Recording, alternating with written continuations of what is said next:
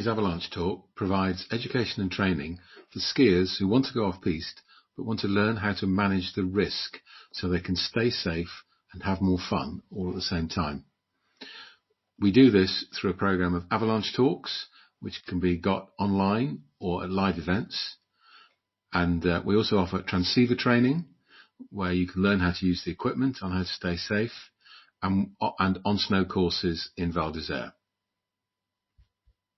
Okay, that's great. I think we can get going now, and we have a good number of people here with us already. So, and as Henry said, welcome to the very first Safety is Freedom webinar. And the idea of these is it really was a bit inspired by, I suppose, lockdown and all the nonsense and the difficulties and the problems that we're all having to deal with. Which was to take a look at the subject of risk management and think, well, what can we learn from people in the fields of sport, of adventure sports, and for business, medicine, law, and other areas where we know people, and see what lessons we can learn about the subject of risk management and apply them to our lives in general, whether it's to our skiing, to our business, and to managing COVID or whatever else we're doing. So whilst there will be a strong winter sports emphasis here, because a lot of the people we know are in winter sports, and we'll be drawing lessons from that, our intention is to go a little bit beyond that. With regard to housekeeping on this call, what we'll do is, this is going to be an interview with Henry. I will be asking him some questions and he'll be sharing some experiences. If you have questions and discussions, can I invite you please to use the Q&A button? Because in the Q&A button, you can also have a look there and you see questions come up. And if you like the question, if you click on the like thumb, we then see questions becoming much more popular and they come to the top of the list. So we will then address those questions first. And so we're going to have the first 30 minutes or so will be a discussion and an interview with Henry, and then we'll open it up to a Q&A. I'll invite you to use, as I say, the Q&A facility on Zoom. You'll see a button at the bottom, and we will take those questions one by one. So to get to the substance then, so first of all, I'd just like to introduce Henry. I mean, I guess a lot of you probably will know Henry. Hi, everybody. And I mean, I first met Henry when myself and my wife Shona, we hired Henry as a ski guide, and back in 2003 in the spring, and had a glorious week, experiencing the spring snow, which gave Henry and I a chance to talk. And over the next, and then we went with Henry quite a few times, and then within about 3 years, we found ourselves as business partners, as Henry and I talked about the world of off-piste, of avalanche awareness. And I was at the time particularly struck by Henry's capacity to make a subject that many people seem to make complicated, and to make it accessible and make it possible for regular people to make decisions. So, and that is all about risk management. And prior to that, Henry had done quite a few things, and it was already very well established by the time I met him. And he started his early career studying snow science and avalanche studies in Montana State University, and did a lot of field work with the Peace Patrol in Bridger Bull and Big Sky before coming over to Europe, where I think it'd be fair to say, Henry, you've kind of fell in love with something. Yeah, well, my intention was only to stay in France for a year and get back and go on and do a master's degree and work in avalanche forecasting for highways, helicopter ski companies, and things like that. But when in my first season here in the northern French Alps, I saw very close up two, maybe even three accidents where people skied out above a steep slope or above a hole right next to the piste. They triggered an avalanche and were buried and killed. And I thought, well, wait a second. All this study of avalanche forecasting and snow metamorphosis and snow stability, which is fascinating. I love it. Any of you who've seen any of my talks have seen how I just really get lit up by the whole thing. But it occurred to me that even with a little bit of knowledge, these people could have they could have known better than to ski right out into those areas that were obvious dangerous places. And so that's when I decided to get into the awareness side of things rather than go on with an academic career in avalanche forecasting. I think also those of you who knew me when I was younger, I was a bit hyper. Couldn't really sit down in one place for very long. Even if I spent a lot of time out in the field sitting down, and going back to the office was difficult for me. Plus I have a huge passion for skiing. Grew up skiing and racing in New England. But anyway, you wanted to keep going on with a few other things there, Chris. So I think I was going to say the first thought I had was, what's your first memory of consciously making a risk assessment?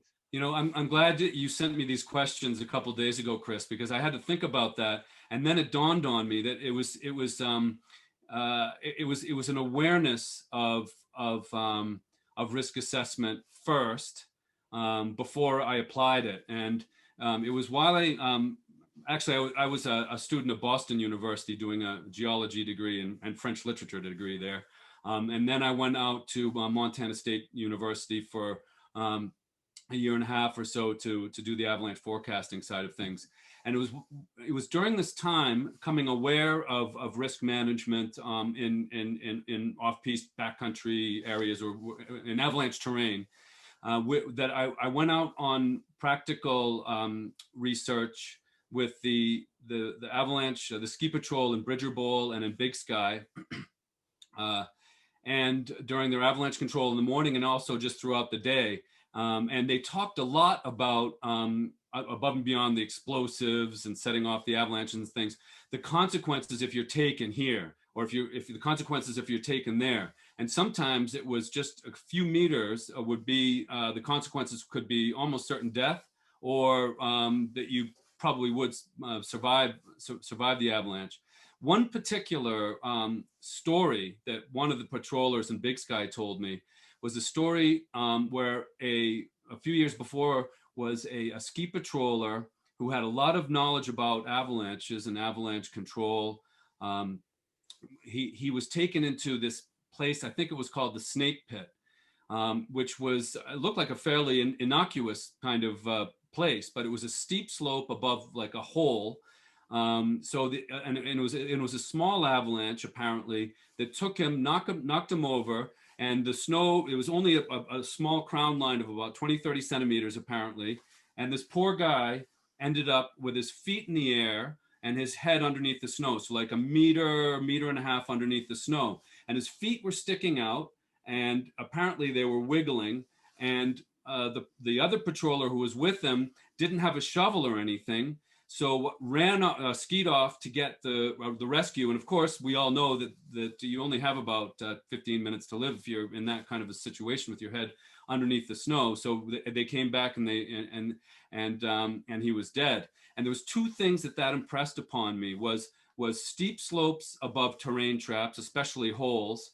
And also the fact that you need to have the right equipment if you're going to be able to get your mate out from under the snow, or if they're going to be able to get you out from under the snow alive within 15 minutes. So that was the awareness side of things. And then I can remember, getting to your question, Chris, where I remember applying risk reduction or risk assessment was in Bridger Bowl when I was going down off the ridge, one of the gullies, I think it was called a Hidden Gully, and thinking, all right, now my line that I'm gonna take, I'm gonna avoid holes I'm going to try to avoid trees because, of course, trees can be stabilizing factors in the slope, but they can also be deadly if you're taken, and it's really steep in there. Any of you know that. Actually, my first time in there was with on that was with Doug Coombs, who I have very good memories of, and many people do. He went on to be a very, very famous individual in movies and all kinds of stuff, and very sadly died in La Grave a number of years ago. But that was where I started first thinking about risk reduction, and also how you have to apply simple things, and how so many of the avalanche accidents that and those of you who have experience will know, it's simple things, simple risk reduction measures that were not applied by people who knew about them, but for some reason at the time they weren't applying them, like that poor ski patroller. And also the fact that in those days, a lot of us didn't carry around shovels and probes, and a lot of us didn't even have transceivers with us. So does that answer your question? I know I have a habit of going on with all kinds of stories and things and elaborating on questions. So I'll try to be as short as possible, and I'll count on you, Chris, to keep me in line so we keep this succinct. We called this webinar series, Henry, Safety is Freedom. Yeah. And now this was a line you came up with. So what events or circumstances were behind coming up with this line? Well, as I said, I grew up skiing and racing in New England. I'm from the Boston area originally, and got involved at a very young age, thanks to my parents getting me into the ski club and at Sugarbush. So to make a long story short, those of you who know New England, you know that you get to a really good standard of skiing and racing, especially up in the northern Vermont, where you have icy conditions and not tons of off-piste to be had. So when I came over to Europe for the first time, I had a very high standard of skiing, but no mountain knowledge whatsoever. I really had no clue. I was about 18 years old. I had a lot more hair than I have now, but a lot less sort of knowledge about how to be safe. But I did discover one thing. I loved the off-piste, and I got interested to the tour, introduced to touring and everything in deep snow. I was on a pair of 220 women's downhill skis, and I had the greatest time of my life, and I knew that's what I wanted to do for the rest of my life. But I also knew that that there was this thing called avalanches. I had a couple close calls, triggered avalanches, and because I was ripping it up all over the place. And, I knew, and I'd always heard about these stories like Buddy Warner, who was killed in an avalanche. People, in these ski areas, a bit taboo subject, but people would talk about it, in the evenings over drinks and stuff like that. So I knew if I wanted to get out and explore and push the limits, that I really needed to learn about safety. And that was when I was 18, and before I started to get the opportunity, where I got the opportunity to study avalanche forecasting. And so it was that knowledge that safety was the key to being able to adventure further out into the into areas like right behind me. And to me, it was just such a great revelation. And since I like sharing my passions with other people, it all came together like that. And I think the other thing, Chris, too, is that I wanted to get people passionate about learning the subject. And it's a great way to make a very dry and not very interesting kind of thing. Safety has become really not an interesting subject, and all full of kind of ideas or feelings of constraint and everything. I wanted to sort of give the concept of safety a boost. So, actually, there's a question just come up here, Henry, which I think you have a good answer to, which is, have you ever been caught in an avalanche yourself? Yes, but luckily... I would add to that, and what did you learn from that? So. Well, I've had very close calls, a couple close calls, and luckily I lived through them, because, one of the things that we'll talk about is the low feedback, low validity dimension of the risk context of avalanche terrain. You can have near misses and not even know it. You don't get feedback from your surroundings. And if you do get feedback, it's with something that could kill you. And that's one of the really, really difficult things in terms of risk management in this context. We'll get to in a minute. But I've never been buried and with my head underneath the snow. And I've been taken for a 100-meter ride. It was a danger rating of 1 day. I left my shovel and probe at home, and it was one of those classic human factors things where I just stopped thinking about any sort of safety risk reduction measures, because it was a danger rating of 1. So I've been very lucky, and knock on this piece of wood here, I'll stay out from underneath. I don't know if that answers your question, but I don't advise people to learn about avalanches the way I did. In fact, a deterrent to that was someone took a video of me that I use a lot in the talks. Those of you who've seen that, and also sent it into National Geographic. So about my 5th or 6th year of doing avalanche talks and promoting myself as the avalanche educator and being known as the avalanche educator in the Ski Area Val d'Isère, where I live in the northern French Alps, I was known after that as the avalanche maker, which is a dubious reputation to have in my position indeed. And so maybe linked to that, when was the first time you gave an avalanche talk, Henry? How did that come around?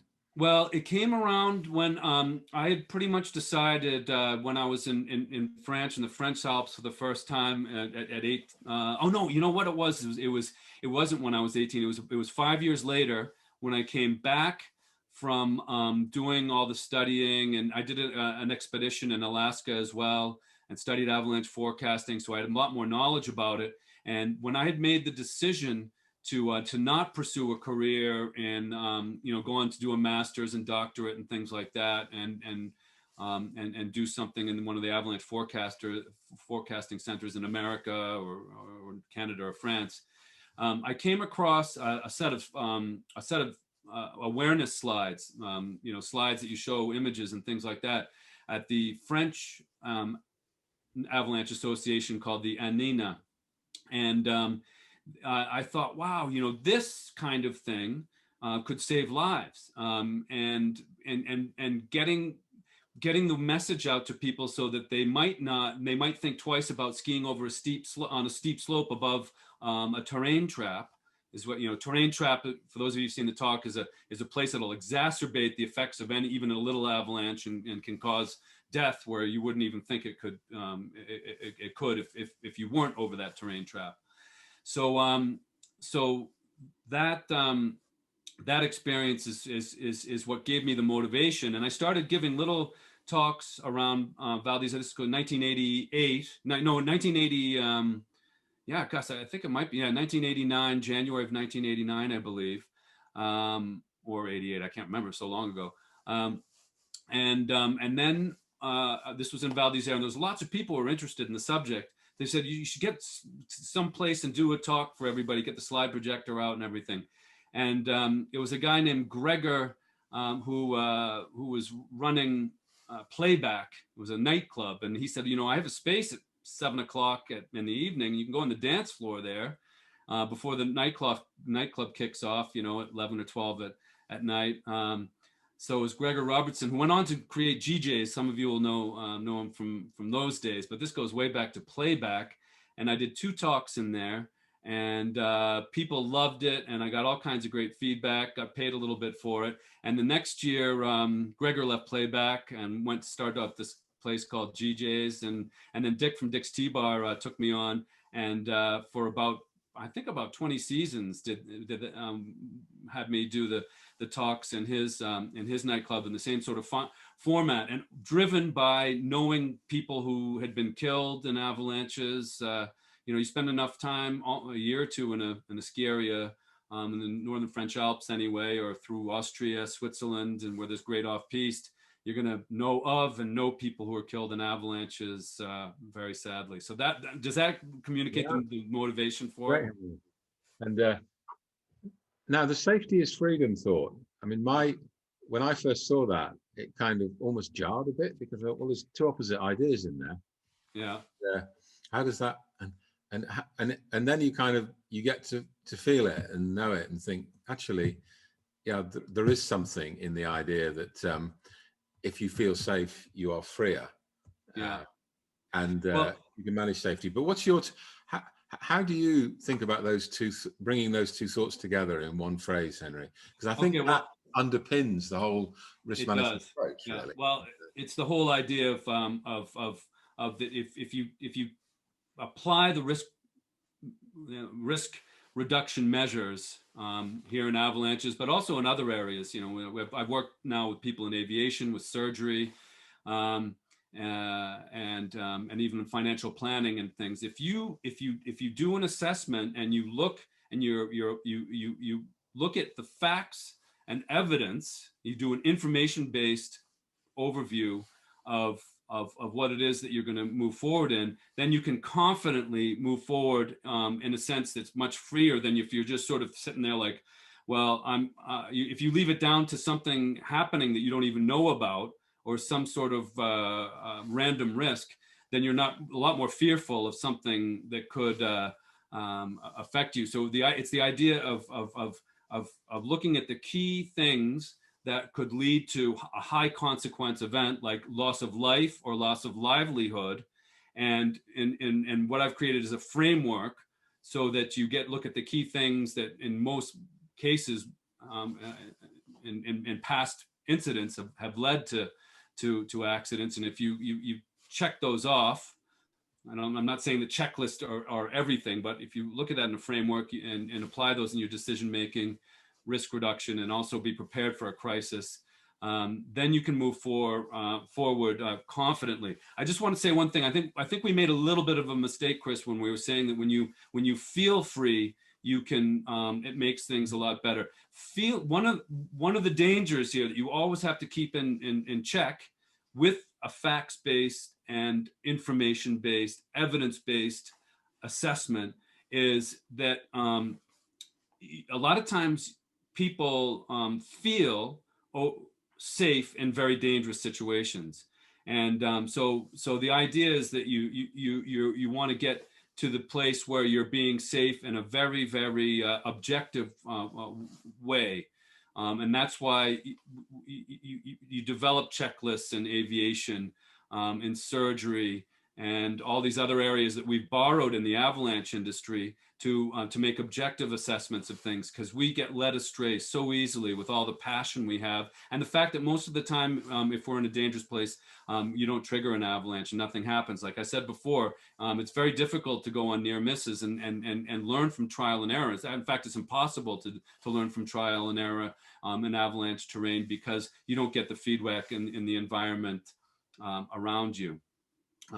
You mentioned checklists there, Henry, and now I'm interested to explore that a bit further and to dive into that one, because I will never forget when I was in Val d'Isere a few seasons back, and I was in a lift with one of the anaesthetists from the doctors' conference in late January in Val d'Isere, and was chatting to them about their conference and about Henry's Avalanche talk, and I mentioned about checklists, and he was very dismissive of them on the basis that he felt it suppressed it was oversimplification of a complicated decision, and it kind of suppressed, if you like, the individual brilliance and experience of the expert.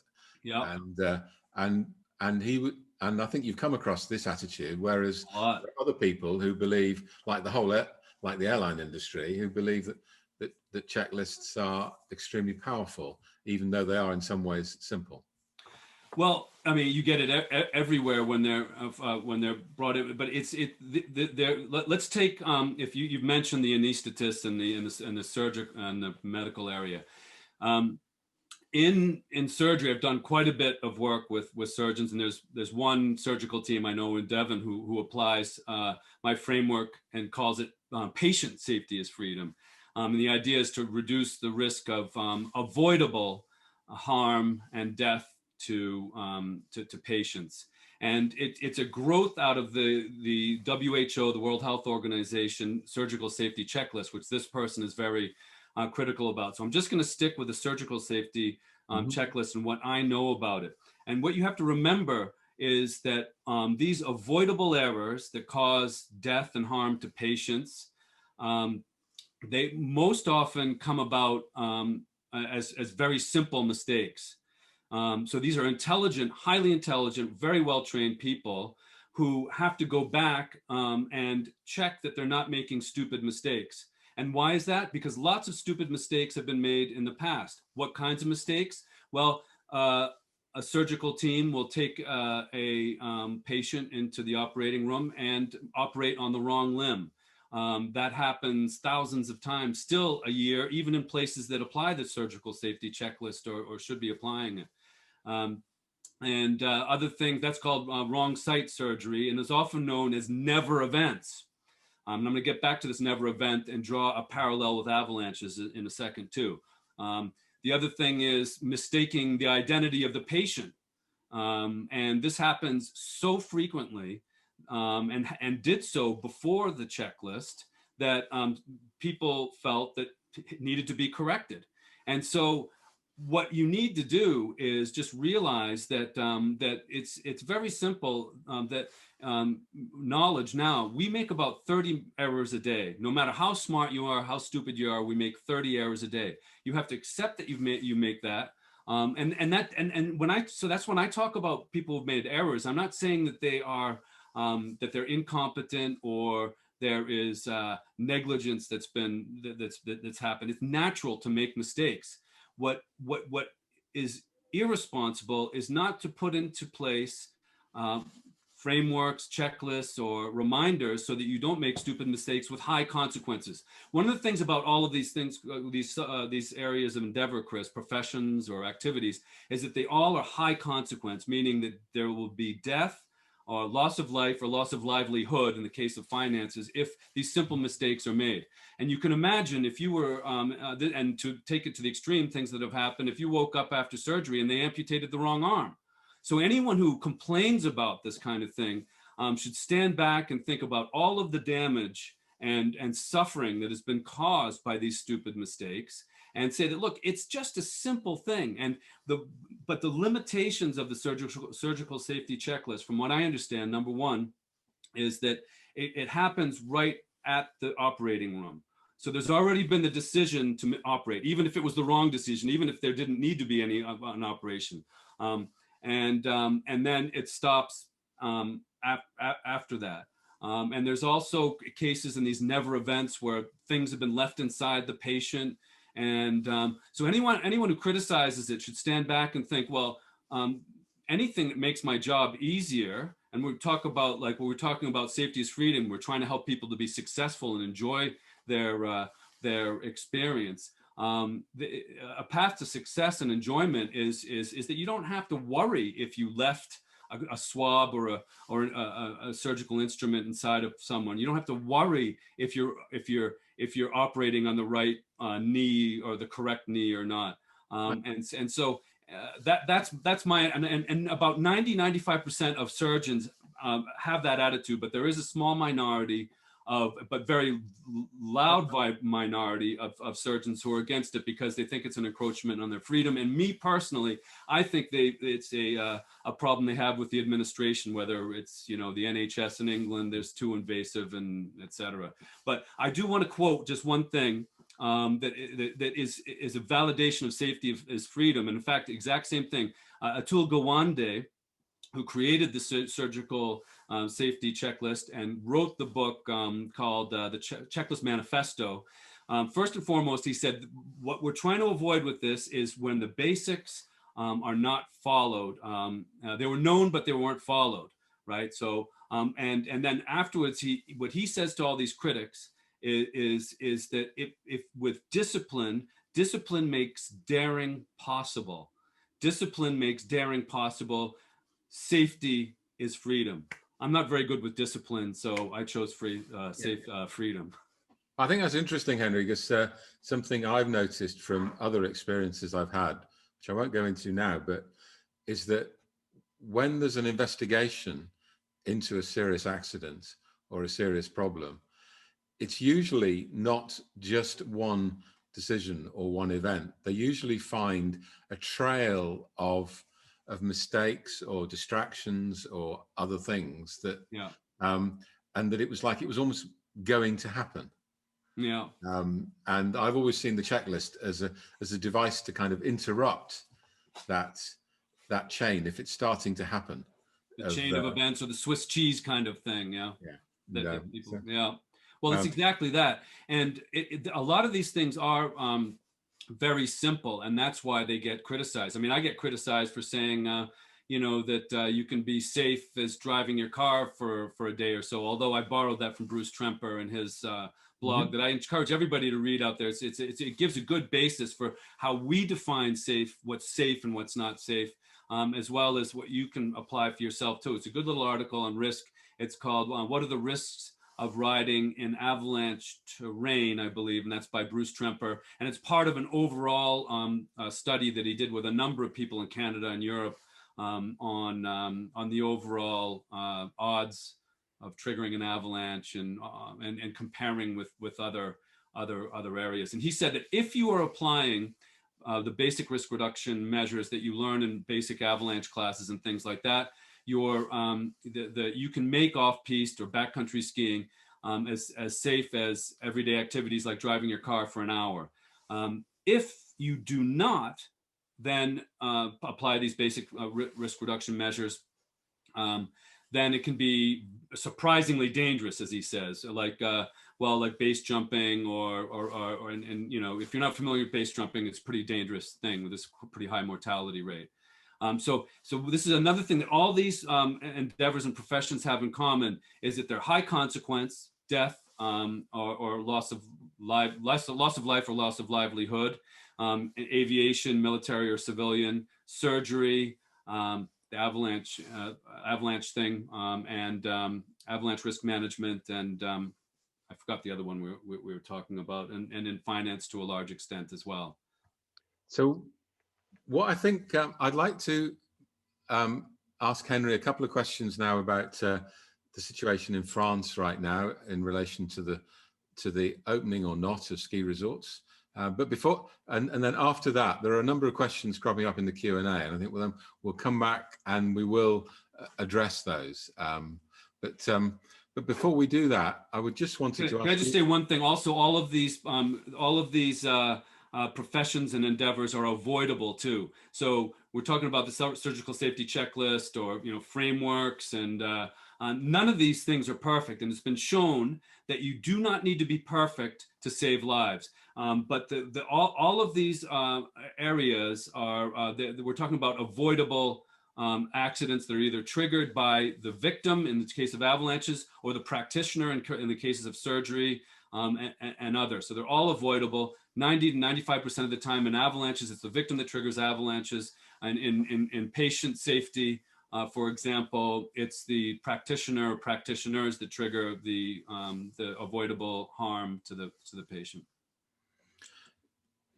So the next thing we wanted to have, I said, would you like to be the person who decides if it's safe to open a ski resort following this COVID lockdown, Henry?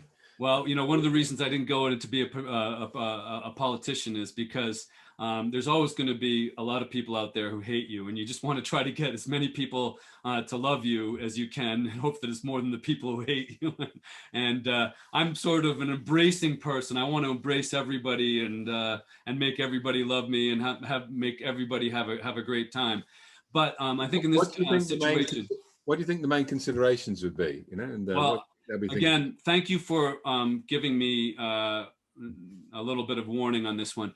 For me, the main consideration right now in Savoie and Haute-Savoie, in English it's Savoie, Haute-Savoie, these are the biggest ski areas in the world pretty much, from the Three Valleys in Savoie, Haute-Tarentaise, Tignes, Val d'Isère, La Plagne, Les Arcs, the Paradis Ski, all these, and then a ton of great little places in Savoie. And Haute-Savoie is like Chamonix-Mont-Blanc and all kinds of other great places, Morzine and all of that. So in these two departments, the cases of COVID are at the highest of all of France right now. Now, what that's doing, and this is, if I was a politician, what I would drive through in everybody's head is that the impact of that right now is that the intensive care units in all the hospitals, at least in Savoie, are overflowing. And that means, and you alerted me to this, Chris, you saw in England a French report on they're actually having to move patients out of the hospitals, out of the intensive care wards, and fly them to Bordeaux and other places in France. That's how bad it is.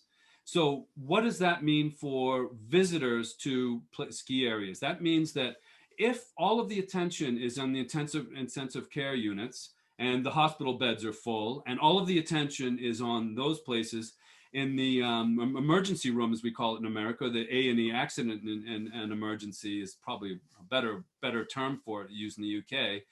There's a real lack of attention there. So if you have a traumatisme, as I was talking to a ski patroller, peace patrol here in Val d'Isère a couple days ago, you arrive in the A&E and maybe it's empty. And so there's a real risk for people coming into a context where there's not going to be any real medical support for trauma. Think of it this way too. You do a femur that cuts your artery. You have maybe, due to internal bleeding, the emergency first aid people, the ambulance people can stem it off for a little while. You get to the emergency room. Well, you've got, like, I think it's about 40 or 50 people in the hospital in Chambéry who are on COVID reanimation, as they call it. So that's the intensive care unit. Those people, some of them are probably on the brink of death right now, because there's about 7 or 8 people dying every day in there. So all of the attention in the hospital is on those people, and you're going to sit there and bleed out and die from a broken femur. So I think that the politicians should be saying, look, this is what is going on right now. It's very dangerous to introduce our great clients and guests to and invite them to our ski areas, the best ski areas in the world, in my opinion. Sorry for people who live in other places. But to invite people into that context, we take it for granted that we're going to be looked after in these kinds of, when we have an injury like that. That's not the case right now. So you can judge that by the number of COVID cases. For example, in Savoy right now, it's about 700 per 100,000 of population. I don't know if I'm going. Let me know if I'm going too far with this. No, Henry, I think that was a very good summary of the key decision criteria. But as you say, we need to see the cases come down. But something I would share with the UK audience is that the cases are coming down in response to the French lockdown much faster than appears to be the case in the UK at the moment. So I think, as you say, the precondition is a significant drop in the caseload, and then the economy and the politicians might be willing to consider it, given what you just said about the hospital situation. Yeah. But even 2 weeks ago, even a week or so ago, Henry, that number in Savoy was nearly 1,000 per 100,000. Okay. So the number is dropping. And without going into that will flow through into an easing of the healthcare situation. Yes, yeah, and they still have a long way to go, I think, is the best summary, rather than spouting out all kinds of out of data. They still have quite a long way to go, but as Chris pointed out, it's dropping a lot.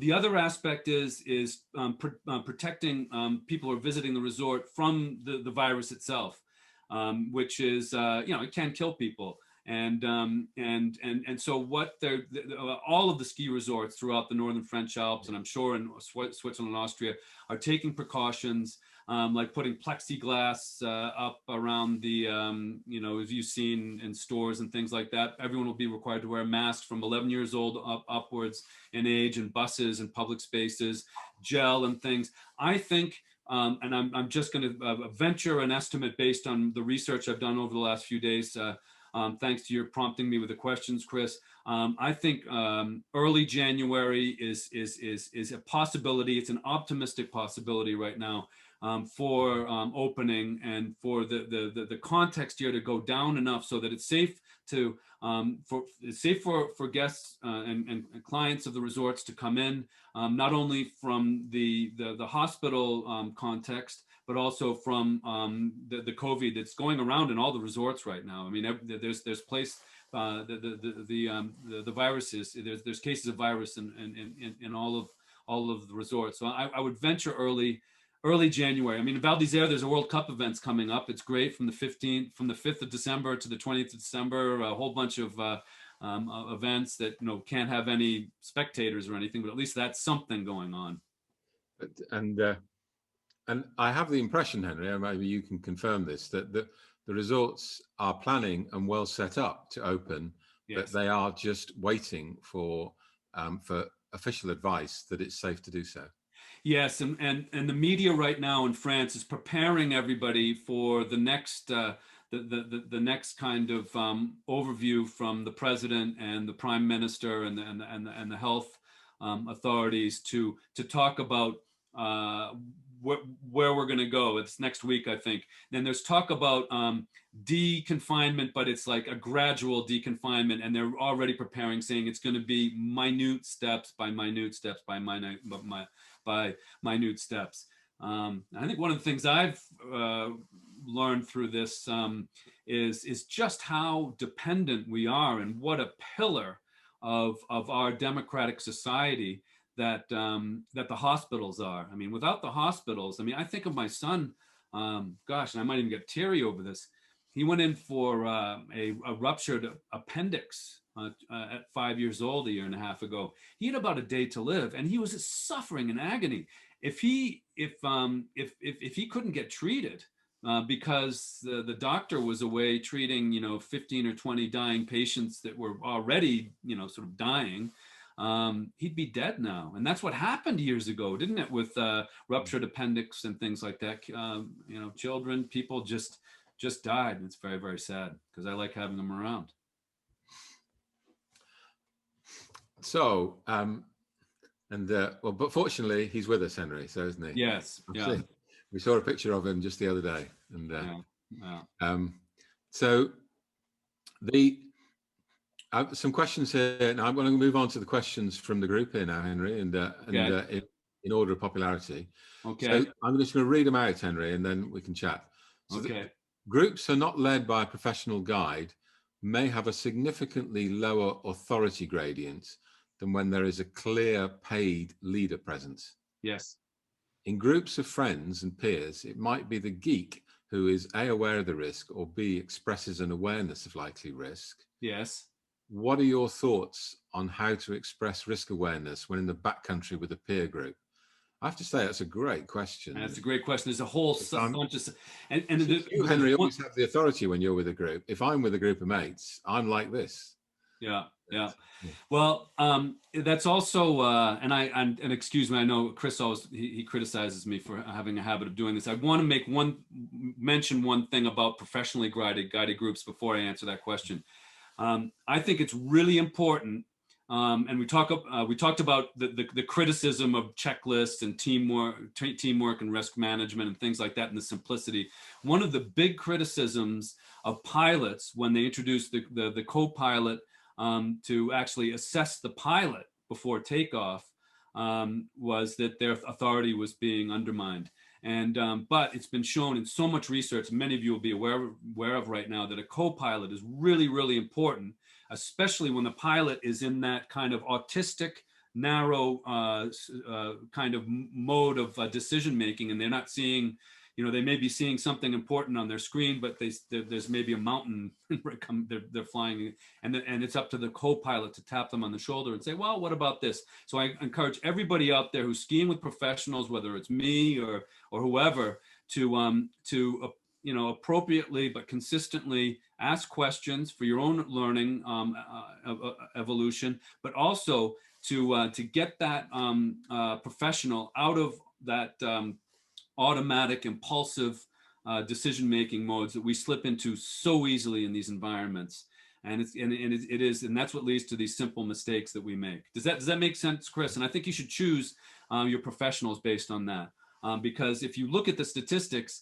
there's a lot of professionals get into accidents, and it's always the same. They should have known better. Of course, we knew better, but we weren't applying our knowledge and our experience at the time, and that could have maybe been changed if we had a little bit of a, hey, what about this co-pilot kind of from the side of the group. So to get to the, what are my thoughts about the geek who starts talking about the and managing in a group of people?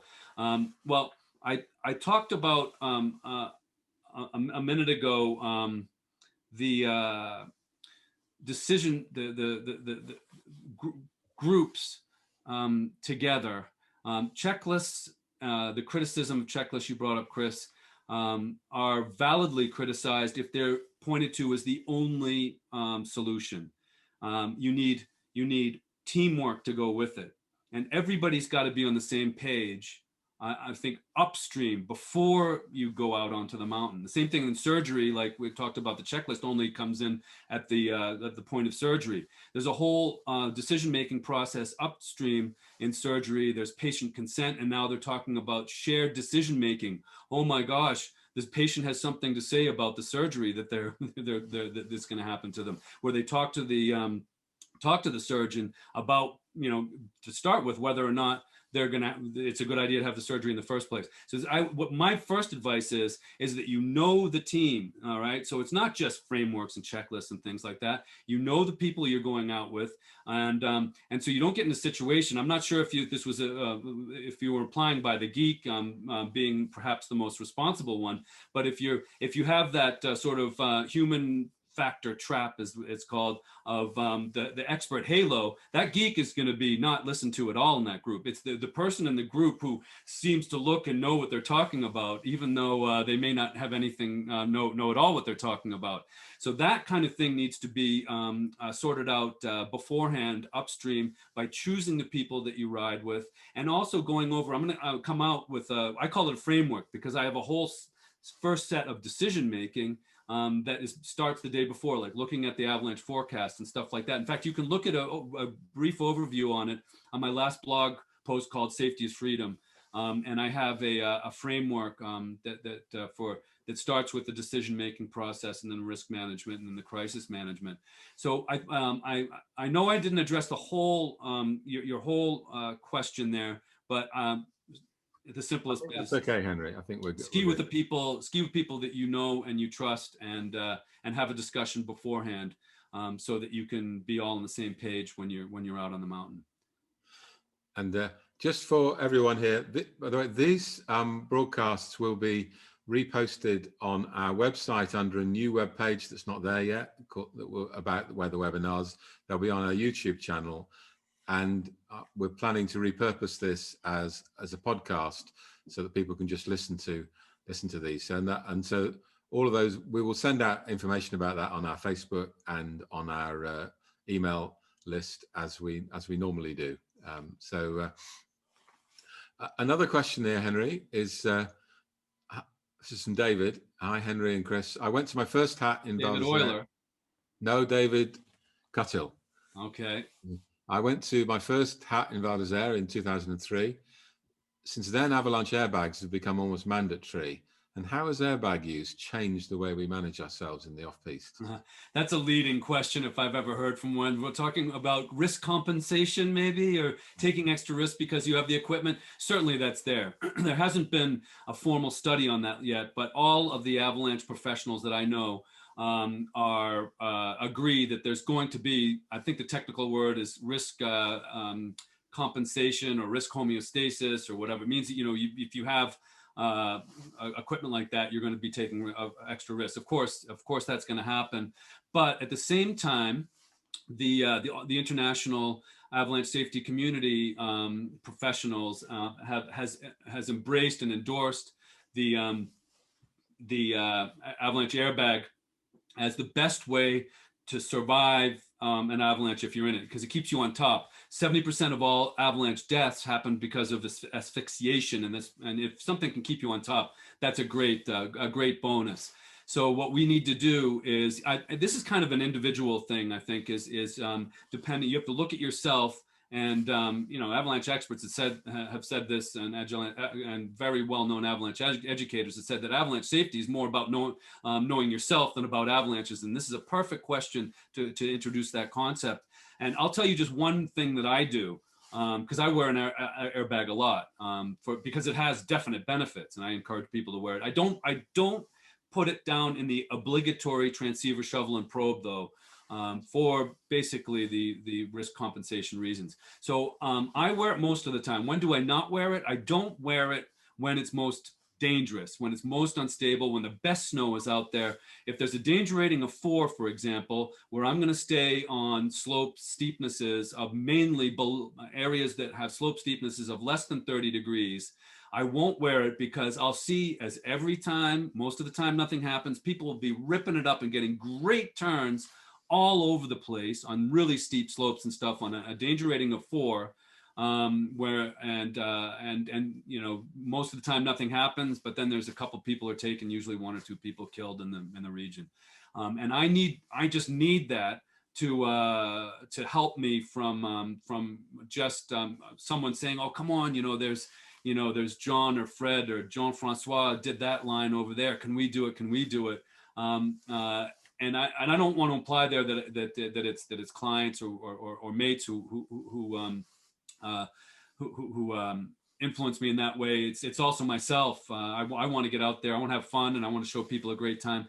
So it's a great way for me to keep myself in check and full of paradoxes. That was one of the things I was going to say about safety is freedom. Is that the avalanche world and avalanche risk management, like the aviation, the finance and surgery, it's full of paradoxes, and that's why it's great to have that strapline, safety is freedom, as a paradox. But then that's why that's a big one right there. I don't wear my avalanche airbag when it's most likely to be the most unstable and dangerous. Remember, I avoid using the word it's dangerous out there, because whether or not it's dangerous depends on you, and it can be perfectly fine on a danger rating of 4 if you stay away from those steep slopes that are prone to avalanche. Mentioning aviation, Henry, there's a comment from the person who asked about the peer group and geek questions. Addendum to my comment and question, I'm a military aviation risk management consultant. Yeah. In current practice as a pilot in a First World Air Force. So I think in risk management framework, but don't have the mountain credentials to act as leader on the mountain, hence the... Okay, I want to just give you a quote. But also said, it's nice to hear Henry trotting out the same stuff we believe in military aviation, so... Okay, well, we're going to have my friend A.B. Burke, who's an ex-fighter pilot and who's encouraged me and coached me a bit. And if you want to look at something interesting, I posted, what was the person's name again? The name wasn't declared. Okay. Well, if you go, it was the early June, I posted, I might repost it, a blog post at risk management in the COVID area. The biggest error would be to think that we don't make any errors. And I translated an article by a person who worked on the Concorde. And I'm just going to take a little quote from him right now. His name's Franck Debouc. And it was a article that actually was published by the French Association, Avalanche Association, their review called La Revue de l'ANINA. It's a person named Franck Debouc. And another thing I haven't emphasized enough right here either is how you got to keep these things simple, even if they're imperfect. They need to be simple, so we apply them. Applying is the most important thing, or it's excessively important. So Franck Debouc says he was the operations manager for the Concorde at the time of the accident in July 2000. And one of the key problems that he pointed out was that we'd become used to the small holes and other small repairs. And getting used to something, a routine, is the worst thing you can do. We'd notice small holes appearing from time to time, but then one day there was a massive one, resulting in 113 people dead. And that was for the operations manager. But then in terms of simplicity as well, on checklists and things, he said that during takeoff, we only check 3 items: position of the flaps, position of the air conditioning pack system, and the aircraft trim. We used to have a long checklist, which everybody knows you just sort of throw it aside after a while, which included things such as correct closing of the doors. But if we were to take off with the aircraft doors open, while not very smart, this wouldn't actually kill anyone. So what I've done with my framework for the avalanche risk management and things is I've tried to reduce it down to the key things that are neglected when there's an accident. And that was the reason I wanted to bring up that thing in aviation about they got rid of all the stuff like checking if the doors are closed. Well, of course, you don't want to have, it's pretty scary if the doors were open on takeoff for everybody, but it's not going to kill people. So if you look at our framework and you're looking at other things and you're embarking on this journey of risk management in the mountains, what you need to do is try to keep the risk reduction and accident reduction points pertinent to accident reduction. Snow metamorphosis, I love it, and I've ruined all kinds of otherwise very bright futures with chatting with women at the bar. But when I got onto snow metamorphosis, they all seemed to walk away. I'm passionate about it, but it doesn't contribute to accident reduction. And as I've said with Chris a number of times, simplicity is a complex thing. So that's why our framework isn't out for sale yet or out on the market yet. No, but it is, Henry is giving some talks. We're putting them onto the Zoom format. So they are happening online. They're on our website. And if we can't go skiing till January or February, then we're also running some transceiver training as soon as the government releases the lockdown restrictions here in the UK. So where are you going to be doing those, Chris? Because they're in some really great places. Wimbledon, Sandbanks, and Manchester. But it all depends on regional restrictions and travel restrictions. But as soon as it's possible, which we will be putting those back on. So, but the online talks are obviously not COVID dependent, and the talks are there with various dates we've got planned through December and January. So, a few more questions here, Henry. I think, and we are going to lose a few people now. We've been here for a while, but we'll carry on and address the questions. And if you guys need to go, well, we understand. It's been a while now. So and we'll keep these in. Maybe were you pretty clear about where people can find them if they want to just sort of scan through the chat here and they can find a question? Well, they can see them. Everybody can see them in the Q&A. So yeah, no, but afterwards, if people want to come back to it and they need to go off to dinner or something. Well, when the recording's out, it'll be possible. Yeah. Yeah. Okay, but that link will be on our website, right? But doesn't and this one doesn't the airline medical finance industry risk minimization approach lead to skiing in less than 30-degree slopes? In other words, so the simple way to do it is to only ski less than 30 degrees. Yes. Yeah. But it is, and it's been shown that if you do the assessment, information-based assessment, not based on other people are skiing on the slope and there's people around there and it's all tracked out. And as we all know, an avalanche can happen on a slope with 10, 20, 30, 40, 50 tracks on it.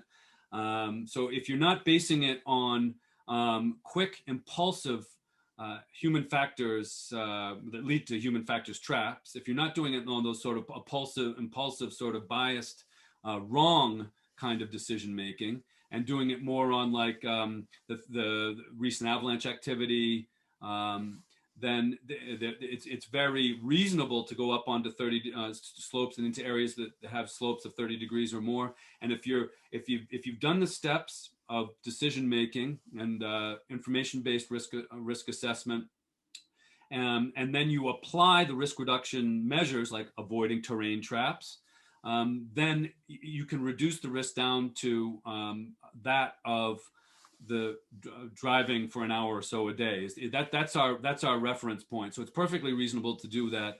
Same way as driving. As Chris points out every time we bring this up, driving is a very dangerous thing. And so if we applied, and I forget the context that was leading to you should ski in areas of less than 30 degrees all the time. If we stuck to that, it would almost be like saying, okay, well, we're not going to go out driving because there's X amount of chance of death. But we accept that. We all accept that. That was showed after the last confinement. When people had to stay at home, the deaths on the highway dropped. Once everything started opening up, the deaths increased. That shows by just blatant fact that we're all prepared to take a risk of death to drive to work and drive to our various social functions.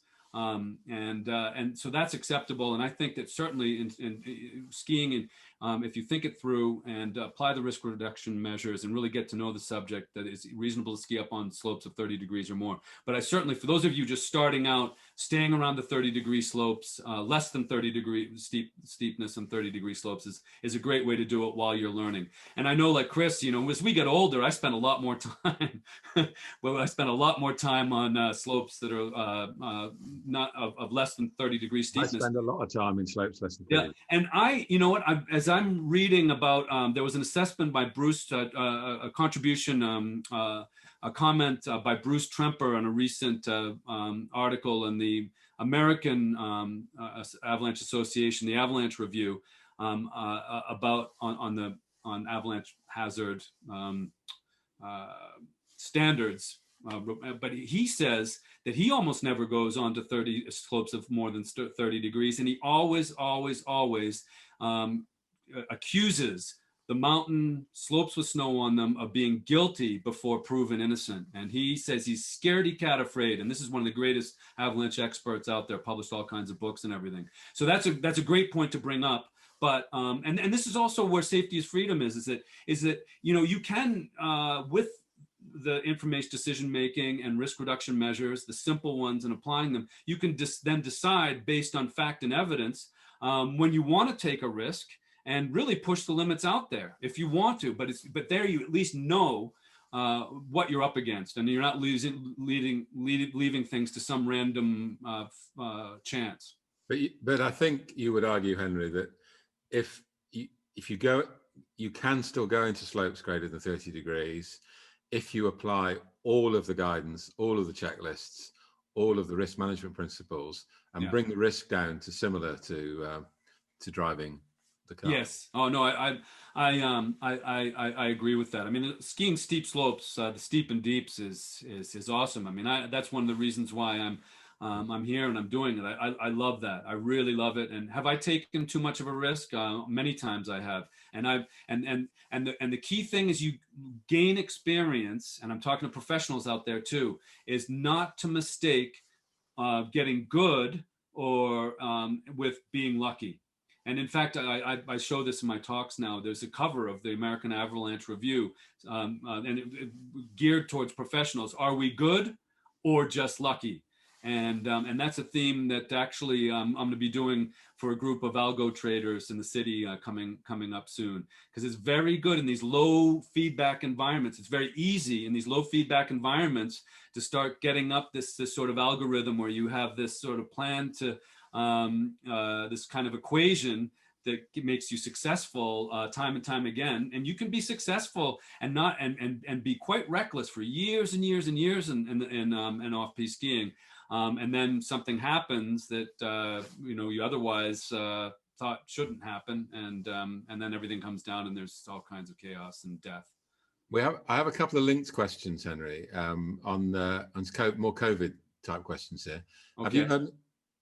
Have you heard any proposals on how the resorts intend to manage people in resort, lift queues, seats on lifts, bubbles, and cable cars? And I have another one from Baxter. From some of the lift company announcements, I'm worried that they have stated they will not be limiting numbers on the mountain, nor reducing numbers capacity on lifts. That worries me when using the Vanoise Express cable car or telecabines. Is this your understanding? As far as I'm aware, and this is, I think in the resorts, and they're trying to be clear, and they're not always achieving it. From what I understand, that they're not only do they have to from a customer point of view, but by the authorities, they will be shut down if they do not impose, I guess for lack of a better word, distancing within the Vanoise Express on chairlifts, the same as they're imposing masks in public spaces.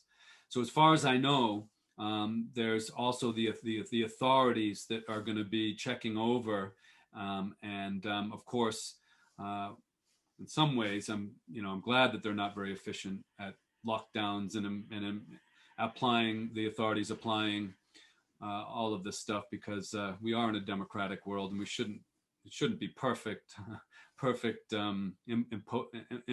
imposing of every little rule, because that would be more like a dictatorship or something. But I recognize what you're saying. It could be very dangerous if all of a sudden people start getting just waltzing on as they did in the past. Which brings up another thing, and I think something that we need to all also apply and think about as we move forward is that we're responsible too. So, and I think I can tell by the question there that you're very cautious. You might have a family or something. You want to keep people at distance, and of course not get COVID or take a risk of that. But everybody's got to, kind of do the. I love the. I was just asking Chris before. I love the mantra in the UK: hands, face, space.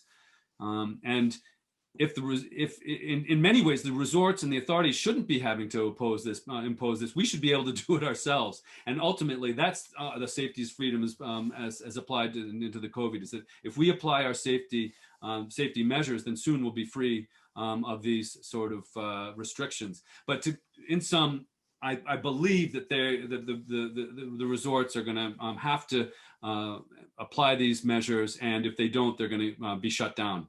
I mean, as an anecdote, it's not in France, but in Switzerland, there was an incident in Zermatt yesterday where the people were taking photos of non-distance queues, and fairly quickly the police were there and imposing a different regime. So yeah. I think we're not sure, but that's interesting what you have to say about that, Henry. Yeah, and I'll try to update too, yeah, anyway, that's the best I could do on that answer, but thanks for asking it. Paul has just mentioned he's got it from a source in Châtel that bars and restaurants will remain closed until the 15th of January. Yep, I've heard the same thing. Yeah, France has just introduced that bars and restaurants will be closed to the 15th of January. But one thing I've noticed around where I live is there is a lot of takeaway. All the bars and restaurants are getting very good at takeaway, and also to get back to the previous question about how the resorts are going to be applying and the restrictions to keep guests safe in resort. What I think might happen is that self-catering will start being, as the resorts open, it may be just self-catering apartments, and the hotels may be a situation where you can go to the hotel, the restaurants will be closed, but you'll have room service or something like that. I think that's the way it's going to start evolving. I've heard that too, but what Paul said in Châtel is exactly what I've heard. And that was fairly recent, in the last 24 hours, I think, 15th of Jan. So mountain restaurant lunches look a bit in jeopardy then for a while. Yeah, well, we're going to have to wait for a while for our boozy lunches then, Chris, aren't we? So 3 more questions I've got, Helen. One from Helen here. If the group has a good knowledge of risk factors, has prepared well, and follows good practice on the hill in assessing conditions, how do you weigh up the inputs in final decision as to whether to follow the planned route? Is it ultimately gut instinct and experience, or is there another way? Well, I'm very wary of gut instinct. In fact, I'm a strong believer that intuition in avalanche terrain doesn't work. There's very unconscious biases tell us not to trust our gut too much, Henry. I think, don't they? And well, unconscious bias. Well, yeah. Well, but the thing is that we tend to trust our intuitions even when they're wrong. And there's even evidence by the behavioral scientists, Nobel Prize winners like Daniel Kahneman and everything, the people like that will say that the more experienced that you are and the more notoriety you have as a professional, the more you're bound to trust your intuition even when it's wrong. So you've got to be very careful with that. And also, I just want to bring up that quote from the Concorde thing, where Frank Dubuc, who's the operations manager for the Concorde at the time of the accident in July 2000, he said, "We'd become used to small holes and other small repairs, and getting used to something, a routine, is the worst thing you can do." And I kind of compare that to, we notice small holes appearing from time to time, but what they're saying there is that they didn't change their behavior according to different scenarios coming up. They had one sort of blanket response for these holes appearing, no matter how big or small or whatever the character of them. So I would say that you want to adapt your decision to and your line according to the risk reduction and principles. Because if you stick with the idea that you had, in the morning, then if we're talking about success, and success here is keeping the risk level down, you're going to be unsuccessful. It's a bit like summit fever, you know, or that you plan to go to the summit because that's the plan at the beginning of the day, and despite all these obvious clues around that people like you know about, that you didn't turn around. And that's whether it's a mountaineering or off-piste accidents. Almost every time there were obvious clues that the people in the group had enough training to recognize, but they didn't for some reason take them into account. So that's a good reason to, you know, stop and, you know, as they say in surgery, take a time out, even if you know there's another group that's going to overtake you. And this is the stuff that happens now because of the increased popularity of off-piste and touring. Even when you're out touring, you may have a line that you want to do and you're thinking, I'm not sure, and you've been planning on it, and you're thinking, well, there's been recent avalanche activity on similar slopes, but it's the last slope that we're, you know, each of us are going to be able to get fresh tracks on. That's when it gets really difficult, especially if you have someone in the group going, nah, come on, you know. And so that simple thing is, if there's been recent avalanche activity on similar slopes, then you've got to go maybe ski a bit of the tracked out powder. And two more questions, Henry. So do you think the now common wearing of helmets causes risk compensation on the piste as well as off-piste? Oh, on the piste. Well, you, Chris, discovered an article that was done by some people at Dartmouth University in the States, and I scanned it and went through it, and you know, and it seemed to add up to quite a bit of evidence pointing towards risk compensation. I think any protective equipment is whether it's airbags or, you know, all these kinds of things, back protectors or whatever. There's going to be a certain amount of risk compensation, and especially amongst certain demographics, like young men have been shown to be, as a whole, and I don't want to say anything sort of chauvinist or whatever, but as a whole, will take, you know, crazy risks, you know, and especially if they have all this extra equipment and stuff. And well, I was going to say something about that risk compensation. So I rely on the evidence of the experts and people at Dartmouth. You know, that's a very respected institution, and so I think that there is some risk compensation there. And I think also, gosh, I'm getting a bit tired. I was going to bring in bring up another point with that, but I forgot. A couple more points here, Henry. So yeah. Moving on from the 30-degree slopes comment, should we not be more aware of the types of snow coming down, as well as the changes in temperature that can change the snow throughout the day? Okay, I'm glad you brought this up because yes, but that is one place you can use intuition. If there's rapid warming, like there often is in springtime, for example, but you know, with the higher temperatures and stuff, and snow being a solid, when it's heated up to close to its melting point, it becomes even a lot more unstable than below in general. So I would say no, because that you can use your intuition on. You can be looking around. Most people know when the temperatures are rising, you get more avalanche activity in springtime and when the slope's been in the sun and when the temperatures increase. And the reason I say no, you shouldn't be paying more attention to that, especially in December, January, and February, for example, is that about the vast majority, 75 to 80% of all accidents in the Northern Hemisphere happen in December, January, and February, and on north-facing slopes. All right. Now, that's not to say, because every time I say that at a talk, people say, well, oh, so we don't have to worry about south-facing slopes in springtime. Of course you do. But there's a lot lower rate of accidents in springtime on south-facing slopes, for example, because it is intuitive. And come to the in-depth talk to get a more detailed explanation on that one, Henry, isn't there? Yes, yeah. But I don't want to. I don't want to say that, like, if you're mountaineering or you're skiing and you sit up and sit down on underneath a a steep slope with when it snowed just a day or two before, and it's just getting south facing. You can just sort of, Henry said, well, we don't have to worry about south facing slopes. Certainly, there's about from south southeast to south southwest facing slopes in the northern hemisphere.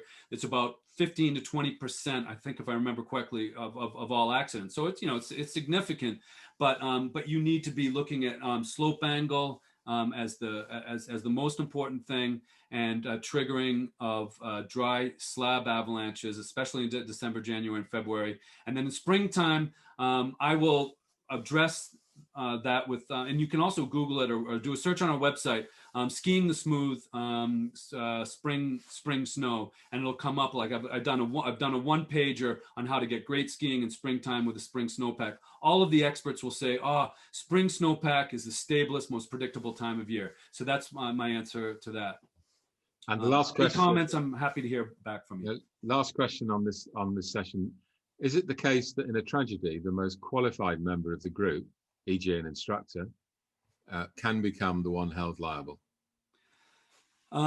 It is a tragedy, yes, that they can become liable. And that's why all of us professionals need to move away from this intuition. You mentioned earlier, Chris, about the mysteries of avalanches and mountaineering, and what we try to do at Henry's Avalanche Talk is clear up a lot of the mysteries, present facts-based and information-based ways of making decisions and knowing the phenomenon.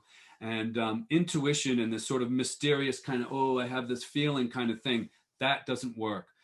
So we've got to get away from that. And we've also, as the airline pilots, I know there's a few airline pilots out there, and also surgeons, we've got to be a lot more humble and listen to the client when they have a comment to say, even if half of what they're saying is very naive and perhaps uninformed. It may just take us out of that automatic impulsive decision-making mode and help us to see things in a bigger way, and actually see these obvious clues that could have otherwise been missed. And that goes for listening, and they're doing this in the surgery, surgeons listening to the nurse on the surgical team, or someone who the junior, even the junior nurse who might bring something up or whatever.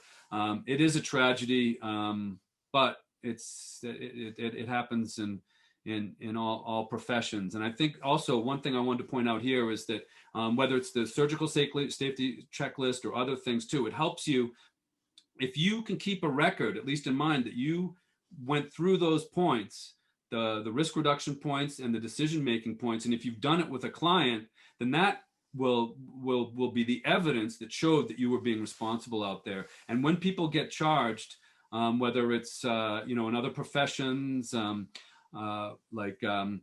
with negligence, a lot of times that could have been avoided by the surgical safety checklist, for example. That's why I can't understand surgeons who don't just quickly go through that. It shows that it's also a shield or a protection from liability too. So, well, thank you very much, Henry, for an energetic and I think very insightful talk. I think we ranged further and deeper than I could have even hoped. So yeah, well, it's been a great start, I think, to the we've had some nice feedback already from the people, and we're now looking to attract in some others to talk to myself and talk to Henry about risk management. And I'm guessing about every fortnight, but it won't be a regular time slot. It'll be when we can get people and to join. And as I say, this will then be also redistributed as a podcast and through our own channels for people to take up later. So thank you everybody for joining us. Yeah, thank you for hanging in there, everybody. I've seen most of the vast majority of people have stayed here till the end. Thank you, Chris, also for facilitating everything. I couldn't have done this on my own, no way. So, and also thank you all for your questions, and hope to see you soon here on Henry's Avalanche Talk, where safety is freedom. And Rob, yeah, we will give you a bit more notice next time. Thank you very much, guys. All right. Thanks, guys. Cheers. Thank you. Bye.